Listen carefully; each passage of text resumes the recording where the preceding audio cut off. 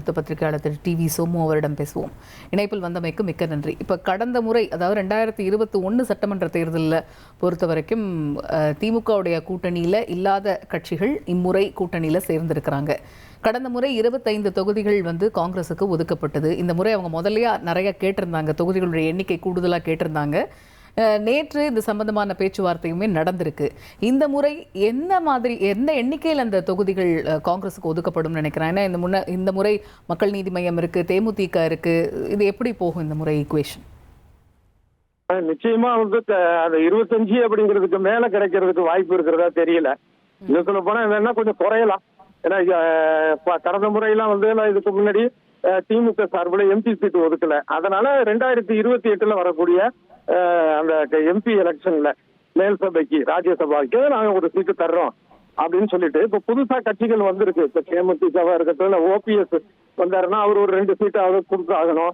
அது மாதிரி மக்கள் நீதி மையம் இருக்கு, இங்க போன தடவை தரல. அதாவது நாடாளுமன்றத்துல கூட இவங்க மக்கள் நீதி மையத்துக்கு தரல. ஆனா இந்த தடவை தரணும் அப்படிங்கிற ஒரு சூழல் தான் இருக்கு.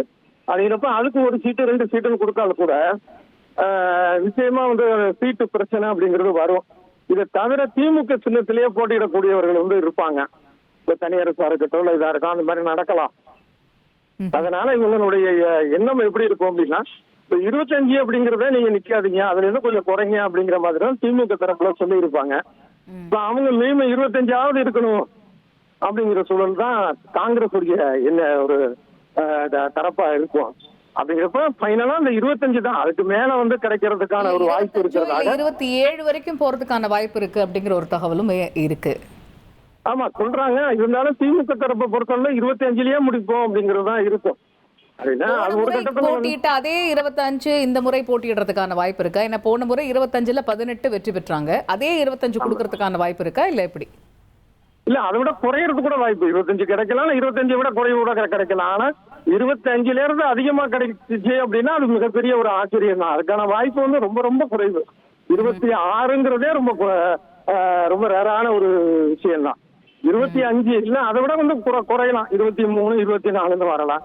ஏன்னா உங்களுக்கு நான் இது வேற அடுத்த 2028ல ராஜ்யசபா எம்பி சீட்டு ஒண்ணு தர்றோம் அப்படிங்கிற சொல்லி ஏற்கனவே ஆட்சியில் பங்கு இந்த மாதிரி விஷயங்கள்லாம் கிளியர் பண்ணிருப்பாங்க. அதெல்லாம் வாய்ப்பு இல்லைன்றது இவர் முதலமைச்சரும் பேசியிருக்கிறாரு. மு.க. ஸ்டாலின் வெளிப்படையாக சொன்னதையும் நம்ம பார்த்திருக்கிறோம். அதனால அந்த விஷயம்லாம் இருக்காது. சீட்டு எண்ணிக்கை அப்படிங்கிறதையும் அவங்க ஏற்கனவே முடிவு பண்ணிருப்பாங்க. அது 25 விட குறைவா இருக்குமே தவிர 25 விட அதிகமா இருக்கிறதுக்கான ஒரு வாய்ப்பு ரொம்ப ஒரு ஆச்சரியம் தான். அந்த மாதிரி நடந்தா 2016, 2021 இந்த தேர்தலுடைய முடிவுகளுடைய அடிப்படையில வச்சு நீங்க இதை சொல்றீங்களா? இது வாய்ப்பு கம்மி, 25 கீழே குறையலாமே ஒழிய கூடுதலா போறதுக்கான வாய்ப்பு இல்லைன்னு அந்த முன்னர் நடைபெற்ற தேர்தலுடைய பெர்ஃபார்மன்ஸை வச்சு சொல்றீங்களா, இல்ல இப்ப கூடுதல் கட்சிகள் உள்ள வராங்க அப்படிங்கறத வச்சு சொல்றீங்களா?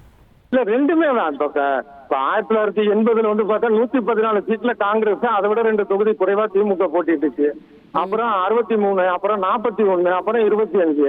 இதை தவிர 2014 தான் கடைசியா காங்கிரஸ் தனியா நினைச்சு நாடாளுமன்ற தேர்தல்ல அதுல 4.3% தான் அதோடைய வாக்கு சதவீதமே மொத்தமே.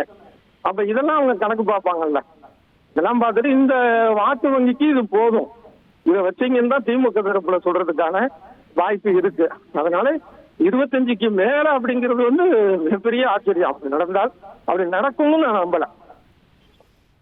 நன்றி திரு சோமு. இணைப்பில் உங்களுடைய பார்வைகளை விரிவாக பகிர்ந்து கொண்டு மிக்க நன்றி.